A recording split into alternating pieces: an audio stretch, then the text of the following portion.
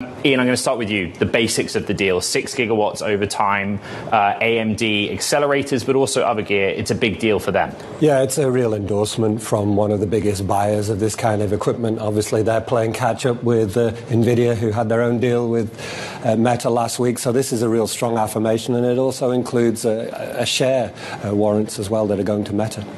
Riley, this is all about Meta compute. Talk us through just how large the scale is for demand for this sort of infrastructure right now.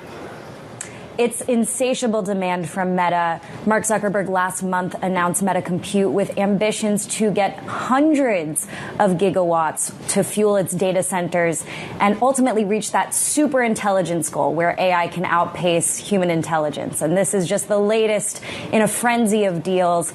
Again, we're anticipating $135 billion in capex this year, but now we know the spending won't stop. The warrants part is very interesting. It's very similar to what AMD did with OpenAI. There are operational and financial milestones in both directions in order for Meta to potentially become a very big shareholder of AMD. Could you explain that, Ian? Yeah, I mean, the way to look at it, Lisa Su said, look, this basically ties us closer to Meta.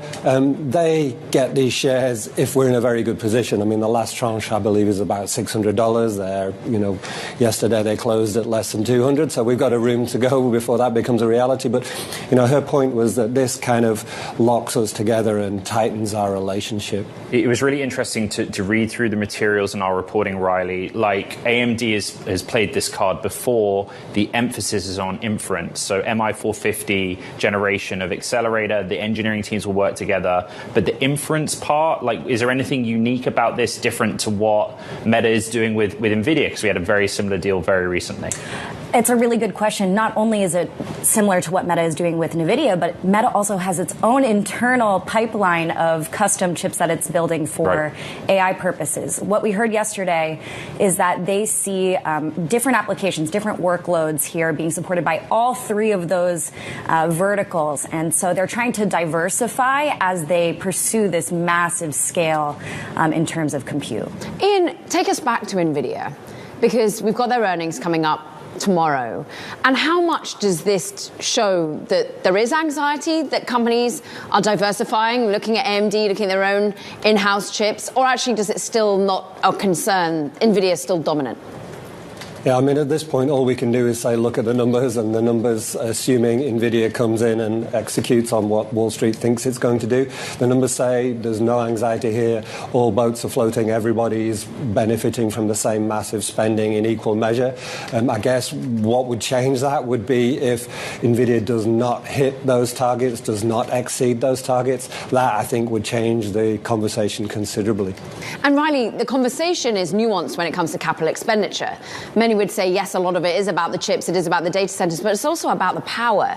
Can we understand really how much Meta is having to focus in on where they can spend on GPUs or their own homegrown chips, and where they do it globally as well? So we asked yesterday where they thought they would deploy these chips, and they couldn't specify which data centers. We know that some of their biggest projects are targeting 5 gigawatts, right? But they need to get certain regulatory approvals, and they need energy companies to be able to deliver there on the ground. So as for the merging of the energy and the compute here, time will tell as we home in on where those chips will actually go. It's probably time for a bit of a reality check, Ian, and I'm hoping that you'll provide it for us. In any given quarter right now, AMD is going to do $10 billion of revenue, all told, every single segment. NVIDIA's data center business is at more than $50 billion a quarter. Yes, that includes networking, but they're now one and the same, right? You can't have chips without the other. How do we know if this is evidence that AMD is catching up? I mean, again, you have to go back to the percentages, the growth percentages. At the moment, both of them would say, this isn't about competition. This is about there's so much demand. A company like Meta, which makes its own chips, is buying from both of us. That would be the answer. But ultimately, when the market slows down, and you can be the judge of when that happens, then we'll see the market share shift, because then it'll really matter.